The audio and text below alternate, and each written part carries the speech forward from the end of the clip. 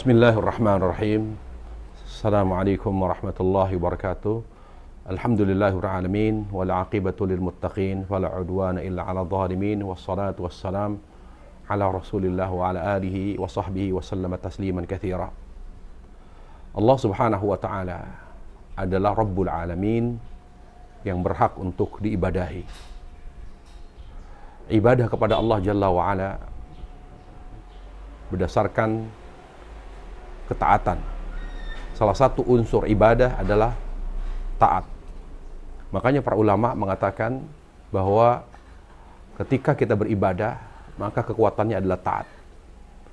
Tapi sebelum kita taat kepada Allah Jalla wa'ala, maka kita harus memiliki ilmu, karena Allah itu Al-Alim, yang maha mengetahui.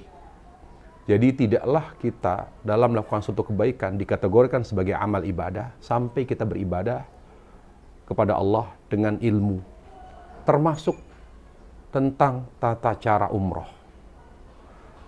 Kita tidak bisa mendekatkan diri kepada Allah melalui ibadah umroh tanpa ilmu. Segala sesuatu dari A sampai Z itu harus kita lakukan dengan ilmu. Dari ihram, kemudian sampai ke tawaf, sa'i, dan seterusnya. Itu kita harus lakukan sesuai dengan ilmu. Ilmunya dimaksud adalah tuntunan Nabi SAW. Maka ujungnya insya Allah amal kita menjadi amal ibadah yang menjadi bekal kematian kita. Nah, yang ingin saya sampaikan adalah tentang mikot. Tadi saya sampaikan ilmu dan taat. Kenapa kita harus berihram dari mikot? Karena ini tuntunan. Kita beragama itu berdasarkan tuntunan Nabi, bukan berdasarkan keinginan, bukan berdasarkan apapun.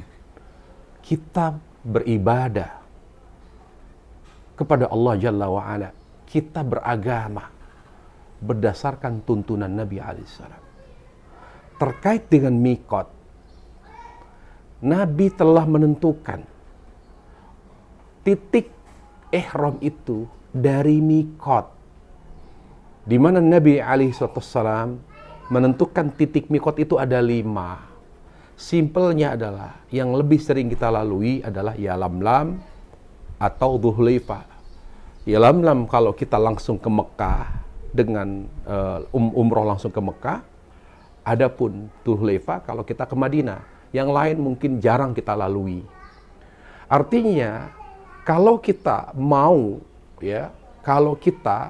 mau ihram, mau umroh langsung ke Mekah, maka wajib memulai ihram dari mikot.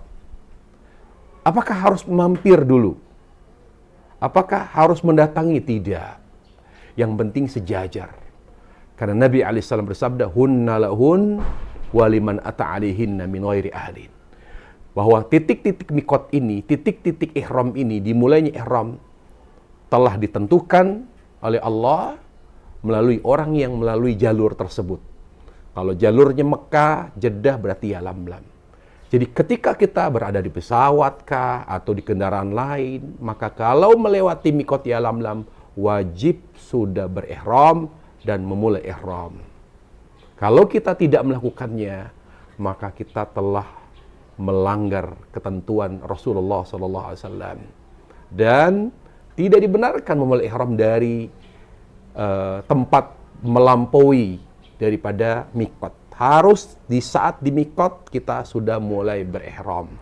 Demikian pula ketika kita berada di Madinah.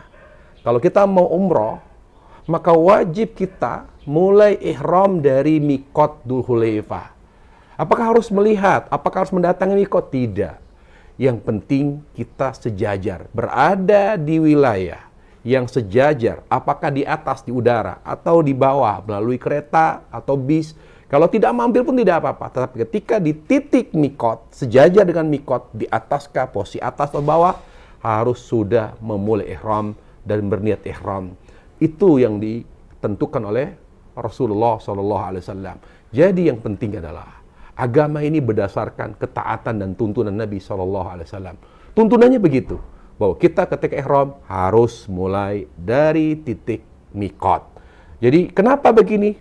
Kenapanya? Ya kalau ditanya kenapa, ya tentu kita jawab, ya itulah tuntunan Nabi alaihissalam yang perlu kita ikuti, yang perlu kita lakukan. Jadi dari manapun, melalui kendaraan apapun, ketika kita berihram, wajib mulai dari mikot. Apakah dari posisi atas, yaitu di udara, kita harus mulai ihram dari pesawat ketika kita sejajar dengan ya lam, atau ketika kita naik kereta dari Madinah, ketika sejajar dengan mikot, kita sudah harus memulai ihram.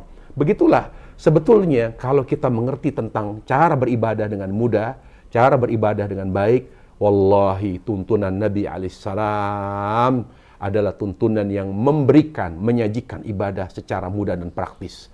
Hanya mungkin karena kita tidak tahu. Tapi insya Allah dengan kita belajar, semua tuntunan Nabi dalam ibadah, semuanya mudah. Karena yang mensyariatkan ibadah itu Allah Rabbul Alamin, yang maha pengasih lagi maha penyayang. Wallahu ta'ala alam, wa sallallahu sallam wa barik Muhammad wa ala alihi wa sahbihi sallam, walhamdulillahi rabbil alamin.